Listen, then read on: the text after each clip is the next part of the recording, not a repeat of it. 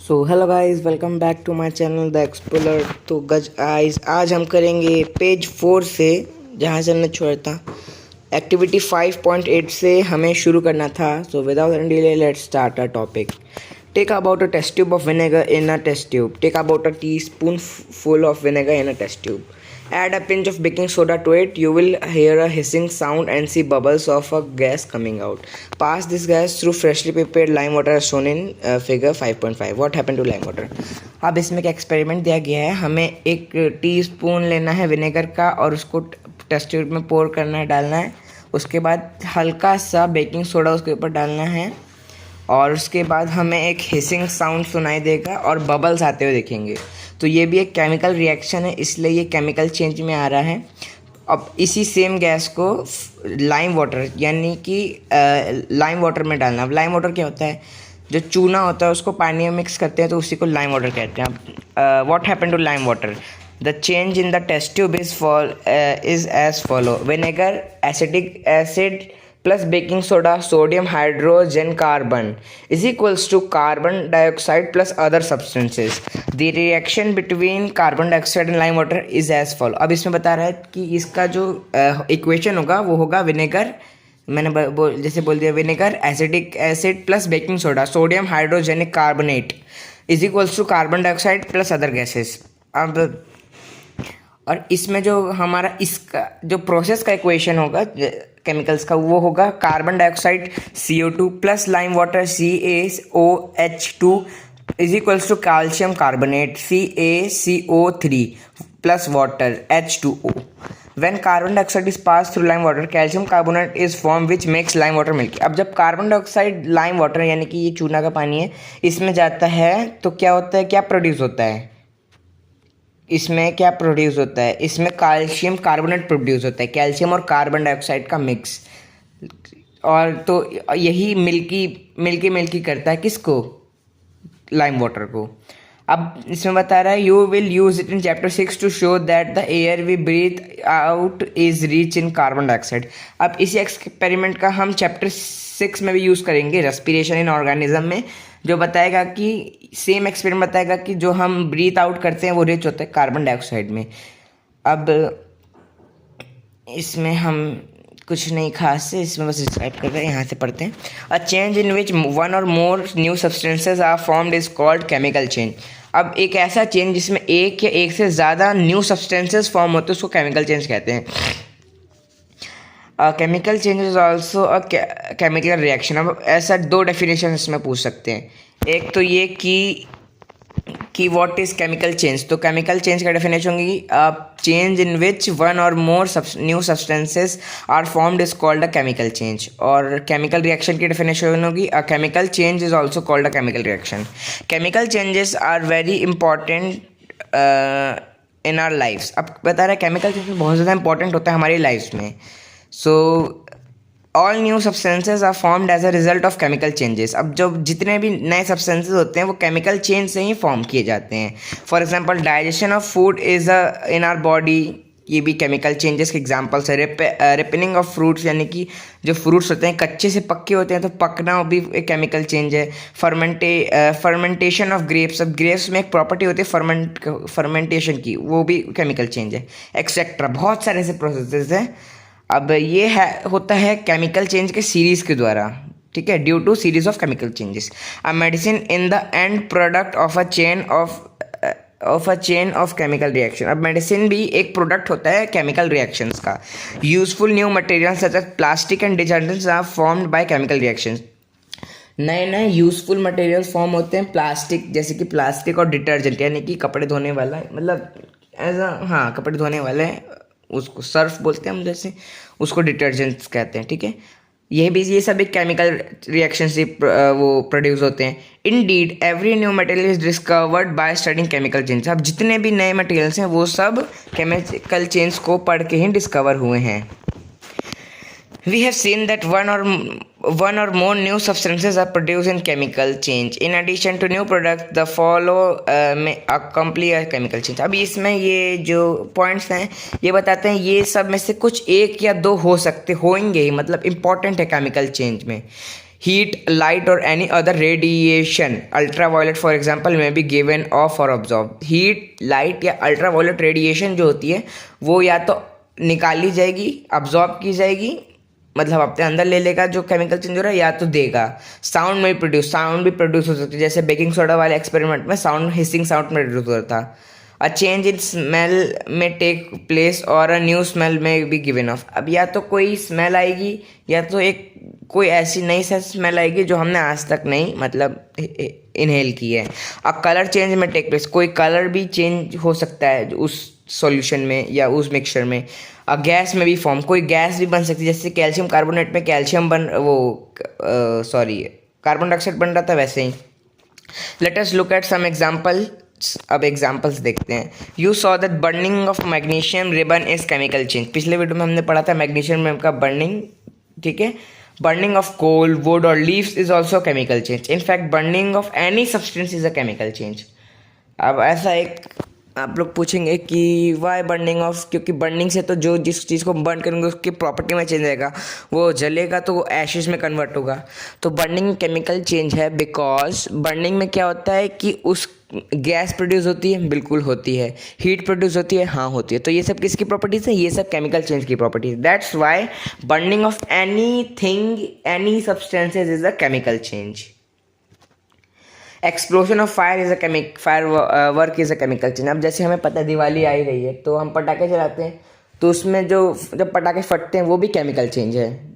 You know that such an explosion produce heat, light, sound and unpleasant gases that pollute the atmosphere. हमें पता है इससे क्या produce होता है। एक्सप्लोजन प्रोड्यूस क्या करता है?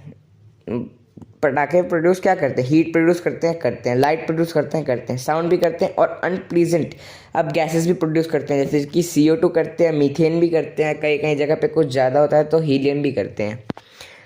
When food gets spoiled, it produces a foul smell. Shall we call this change a chemical change? अब जब फूड स्पॉयल हो जाता है तो उसमें से मतलब गंदी स्मेल आने लगती है, तो ये भी क्या केमिकल चेंज है? कमेंट्स में बताइए क्या ये केमिकल चेंज है। और you must have notice that a slice of an apple acquires a brown color if it is not seen this change in color. Cut a fresh slice of apple and keep it away from some time. Repeat the same activity as later potato or brinjal. अब इसमें अब ये बताया जा रहा है कि अब इसमें हमें बताया जा रहा है कि कौन कौन से केमिकल चेंजेस हो सकते हैं। अब जब हमने चैप्टर एसिड बेस वाले में हम जैसे पढ़ाई है कि एसिड को जब बेस से मिक्स करते हैं तो न्यूट्रलाइजेशन होता है। न्यूट्रलाइजेशन भी केमिकल चेंज है। अब इसमें एक ब्लू बॉक्स पढ़ते हैं हम लोग। अब इसमें कुछ नहीं है, ओजोन लेयर के बारे में बता रहा है, डिस्क्राइब कर रहा है। मैं इसको आपको हो सके तो मैं डिस्क्रिप्शन में दे दूंगा। Rusting of iron, let us back to rusting. अब रस्टिंग जैसे हम पहले रस्टिंग से शुरू किए तब रस्टिंग भी खत्म होगा लग रहा है ये। Let us back to rusting. This is one of the changes affect iron articles and slowly destroys them. ये एक ऐसा चेंज है जो आयरन आर्टिकल्स को अफेक्ट करता है और धीरे धीरे करके उनको खत्म कर देता है। आयरन सब जगह यूज होता है, ब्रिजेस में, शिप्स, कार्स, ट्रक्स के बॉडी में और बहुत सारे आर्टिकल्स में। द रस्टिंग से बहुत ज़्यादा लॉस होता है। रस्टिंग का इक्वेशन ये हो सकता है iron Ferrer Fe Ferrer, Fe stand for Ferrer, plus oxygen O2 from the air plus water H2O is equals to rust iron oxide Fe2O3। अब मेनली आयरन ऑक्सीजन और ऑक्सीजन गैस के form में air से मिलता है और water कहाँ से आता है? वाटर हम डालते थोड़ी हैं।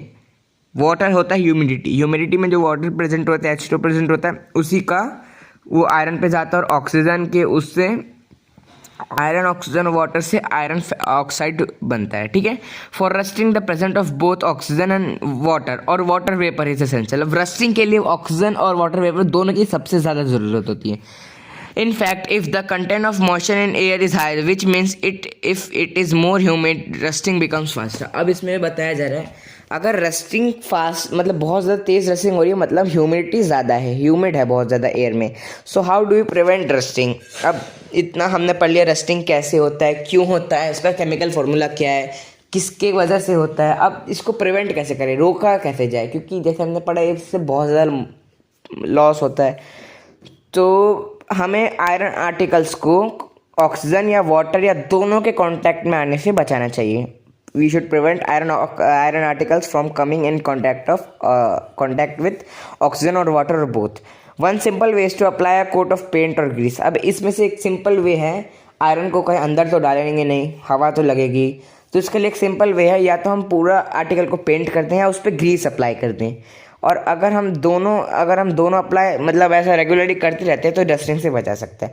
एक और वे है कि हमें मेटल जैसे कि क्लोरोनियम जिंक को आयरन के ऊपर डिपॉजिट करते हैं, जिससे कि आयरन बच जाएगा, पर जो क्लोरोनियम है और जिंक है उस पर तो रस लगता नहीं, तो आयरन भी बच जाएगा और एक मेटल डिपॉजिट कर सकते हैं हम लोग।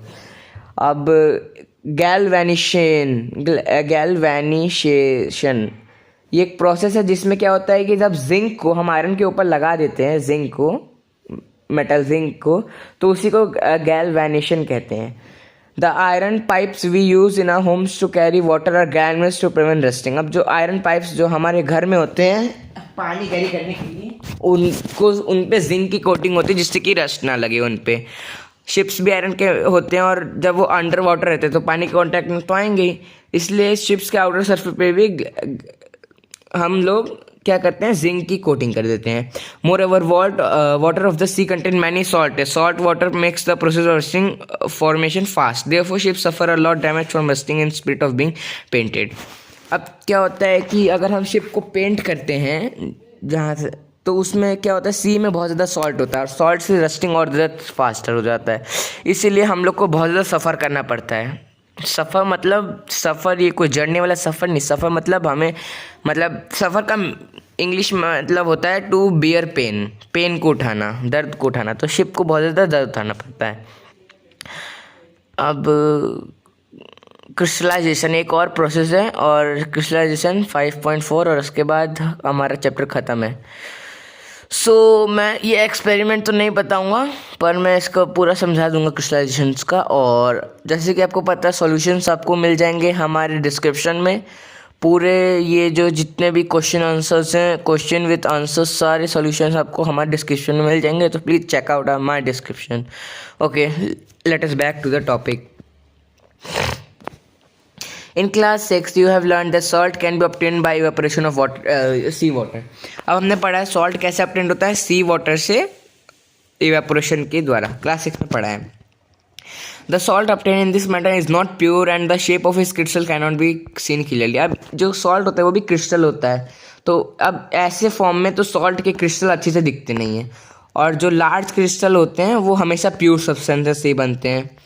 So the process by which crystals are formed of pure substances solution is called crystallization। It is an example of a physical change। अब crystallization का पूछे what change is being there carried in crystallization, तो it's physical change।